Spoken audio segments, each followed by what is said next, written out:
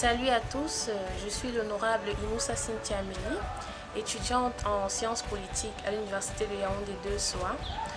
Par ailleurs, je suis députée junior des Nations Unies pour le Cameroun et aussi chargée de relations publiques pour l'association Hope for Children.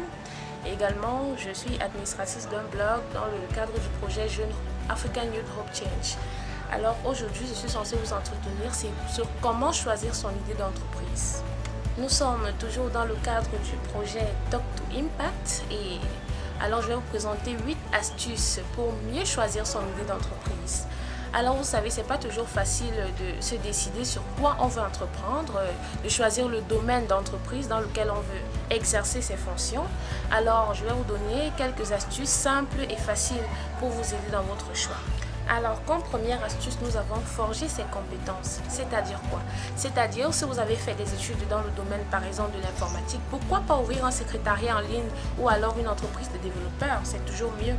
Alors, deuxièmement, nous avons suivi sa passion parce que vous savez, beaucoup de personnes évoluent dans la vie parce qu'ils suivent leur passion, ils sont passionnés de quelque chose et ils se donnent à fond pour réussir. Alors, pourquoi pas vous? Par exemple, si vous êtes passionné d'informatique toujours, vous pouvez ouvrir une entreprise qui s'occupe dans l'innovation des machines, par exemple. Et troisièmement, on peut trouver des solutions à un problème, c'est-à-dire quoi?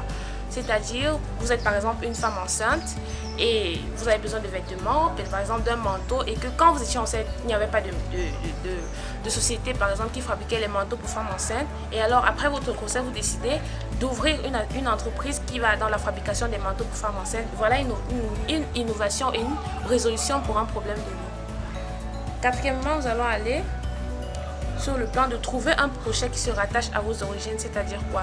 Vous pouvez peut-être engager un projet qui va dans la fabrication peut-être du cacao en beurre de cacao, qui va dans la fabrication du raffia en natte, par exemple. C'est un exemple que je vous donne.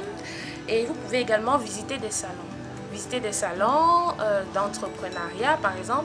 Si dans votre communauté, on organise un salon qui parle des métiers, un forum des métiers, pourquoi pas assister? Et là-bas, vous pouvez trouver des idées qui vont dans le sens de ce que vous voulez faire ou alors trouver comment entreprendre votre idée, en fait. Alors, vous pouvez demander de l'aide à une personne.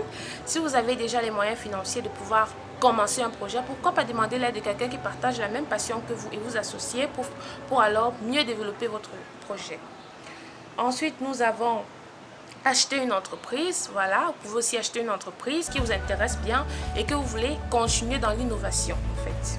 Vous pouvez entrer dans l'innovation aussi, vous pouvez décider d'être créatif, c'est-à-dire de pouvoir créer de nouvelles choses parce que vous savez maintenant la technologie elle est très avancée et elle est à la disposition de tous. Et enfin, nous avons suivre les tendances, c'est-à-dire quoi? Vous savez, le monde actuel est à l'affût de la mode. Alors pourquoi pas vous initier dans la mode pour pouvoir entreprendre? Alors très prochainement, je vais vous parler de comment développer son idée d'entreprise dans un cas particulier. À nous revoir.